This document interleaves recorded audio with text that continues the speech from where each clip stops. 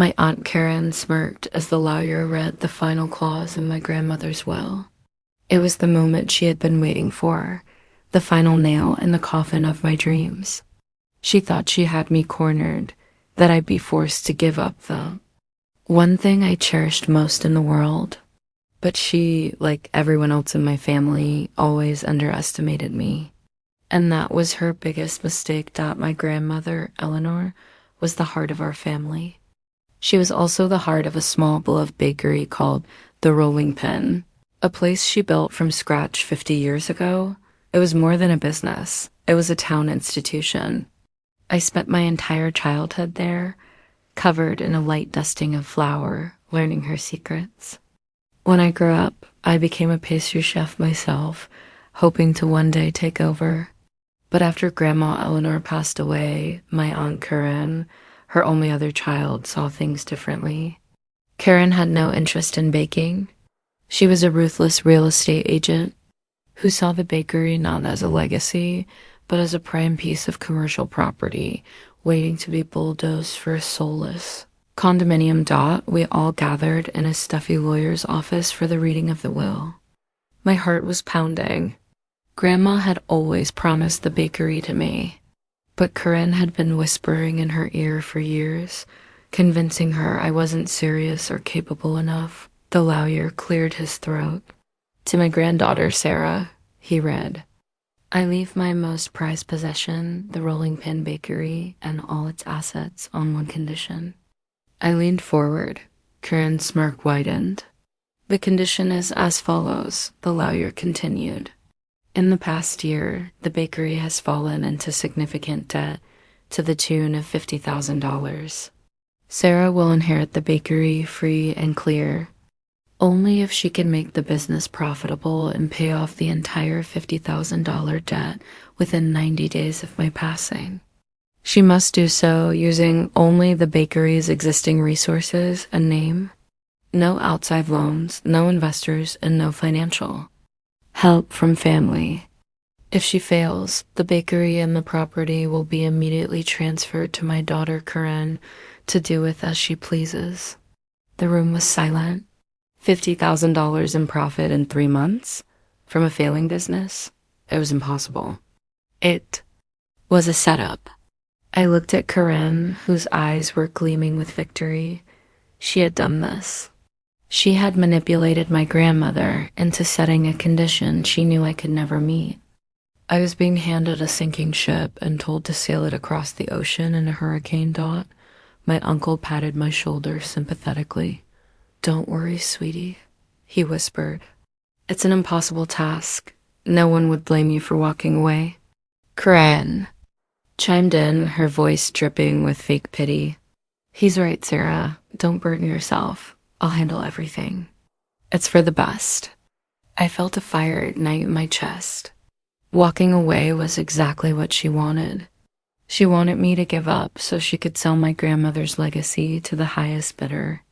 I stood up, my hands steady, and looked the lawyer in the eye. "I accept the terms." Corinne's smile faltered for a second. The lawyer raised an eyebrow. "Are you certain, Miss Evans? 90 days is not a long time." "I'm certain," I said, my voice ringing with a confidence I didn't entirely feel. I turned to my aunt. "I'll see you in 90 days. The first day was brutal. I went through the books, and it was worse than I thought.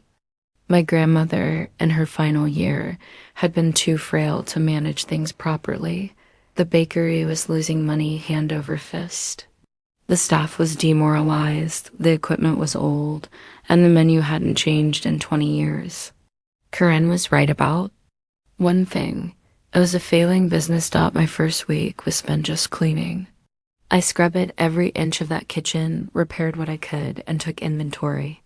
The debt felt like a mountain, $50,000. It might as well have been $1 million.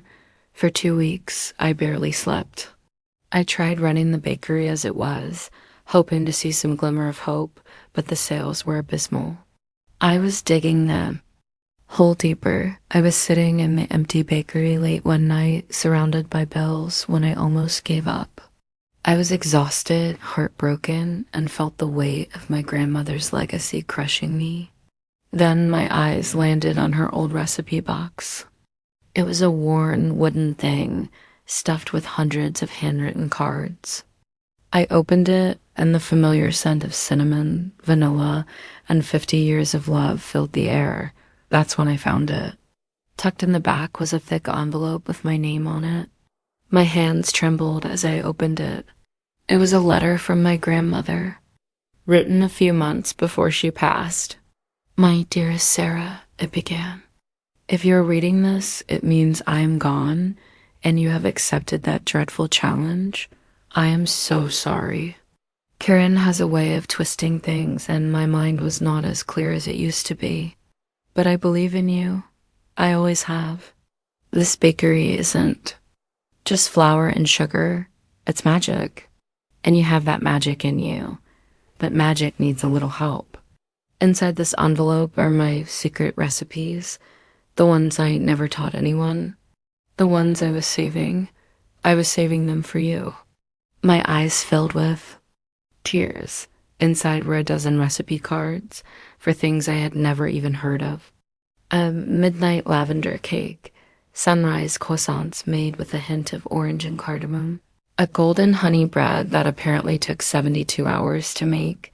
These were her masterpieces, and she had given them to me, but there was another part to her. Gift. At the bottom of the envelope was a certificate for a fully paid 2-year supply contract for the highest quality flour, butter, and chocolate from a premium supplier.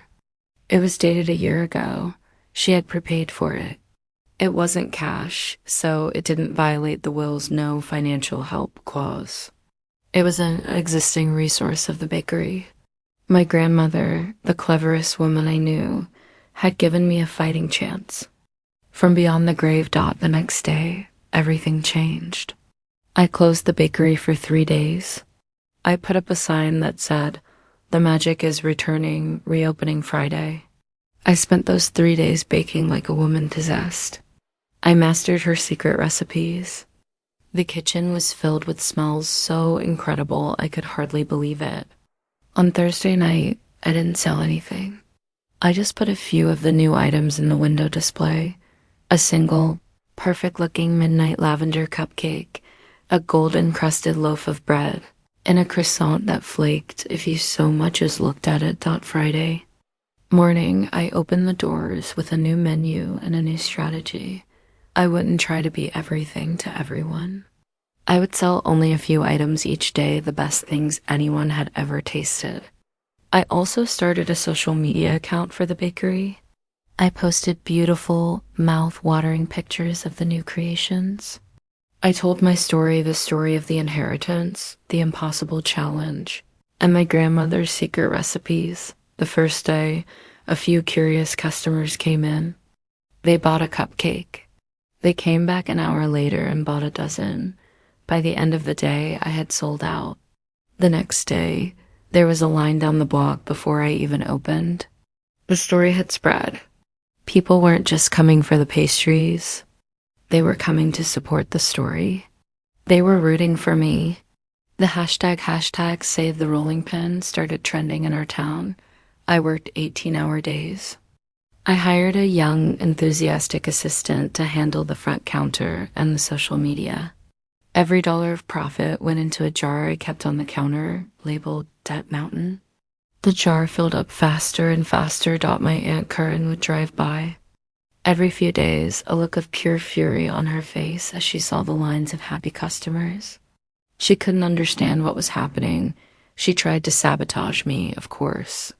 She called the health department, claiming my bakery was infested. The inspector came, spent an hour in my spotless kitchen, and ended up leaving with a box of sunrise croissants and a perfect score. She tried to poach my assistant, offering her double the pay. My assistant just laughed and told her, "I'm part of a story here. You're just selling buildings." With 2 weeks to go until the deadline, I was getting close. I had paid off $40,000. I needed $10,000 more. The pressure was immense.